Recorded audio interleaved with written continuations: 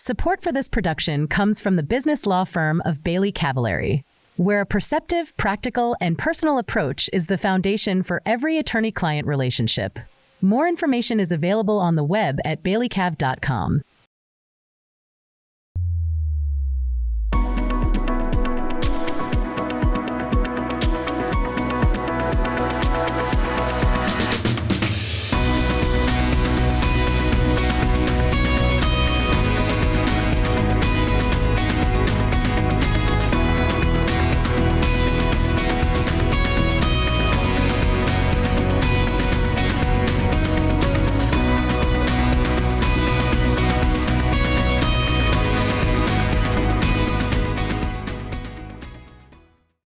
Hello, my name is Aracely Tagliaventi, and I am President of the Columbus Bar Association Board of Governors.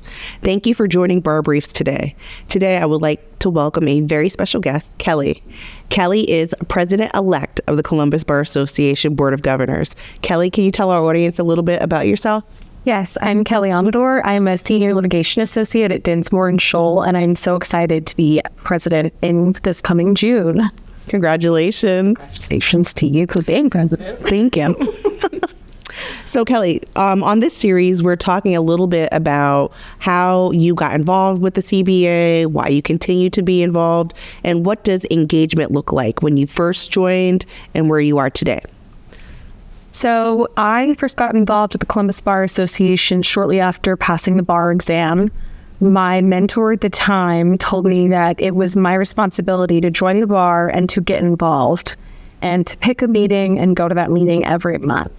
And that was back when the bar was up on Front Street. So once a month, I would walk up and I would go to the Minorities in the Law meeting.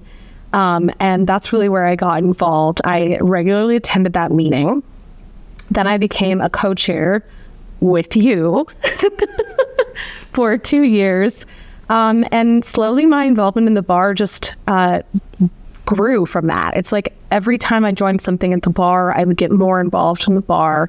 And part of the reason that I loved the bar was the community.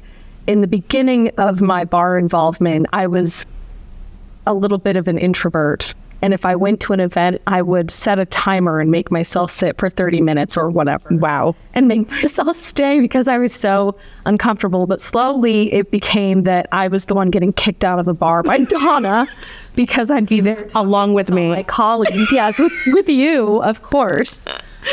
So as I have grown in my career, I'm an 8-year attorney now. I've just gotten more involved and my interests have gotten more niche, but I think that the community presence is even stronger.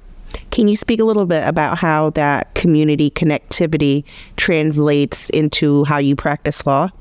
Yes. So I think people underestimate the value of being a bar member, and that if Columbus is the world's biggest small town, right? So if you're practicing in Columbus, you're going to run into the legal community. And if you go to the Bar Association, that's twofold. Those are experiences to meet up with someone where they're not necessarily across the aisle from you and you're arguing. I had a client call me one time and tell me he was so happy to see that I was so involved in the bar because he knew I wasn't being a jerk to opposing counsel. Wow. And that was really important to them and their brand.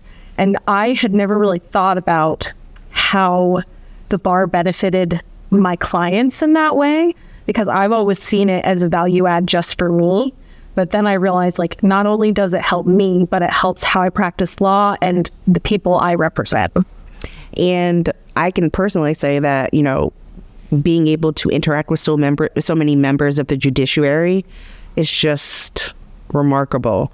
To be at a meeting and have a judge sitting right next to you or serving on a committee with you, a practice group with you, is just remarkable.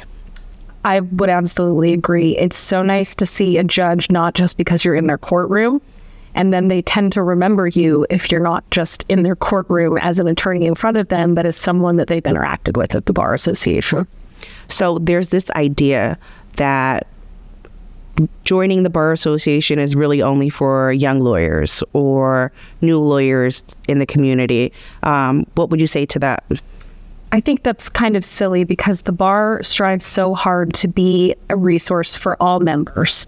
And you're never too old to network, and you're never too old to meet other people in the profession.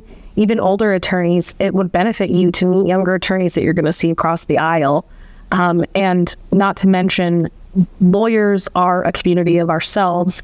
It's really nice to know people within that community and get together with people who maybe have the same struggles that you do in life. So there's more than just professional networking.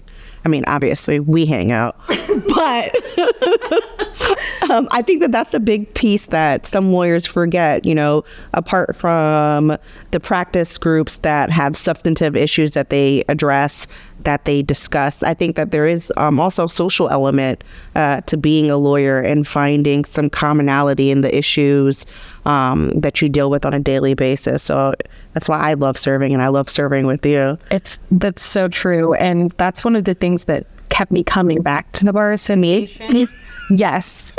Specific. I've just been following you around my whole career at this point. But the social aspect, my first firm that I was at, I was the youngest attorney by 15 to 20 years. Wow. And so I didn't have peers in the office with me.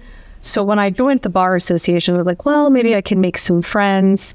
And, you know, I went to Minorities in the Law, and I also joined the Young Lawyers group, which does a lot of social activities. And I did the Barrister Leadership Program, and my Barrister Leadership group is still in contact today. And we're still all friends. So those connections with people in the city, you know, you create the friend connection. I wouldn't have so many friends if I weren't a member of the Bar Association. That's true. I wouldn't know you. Obviously.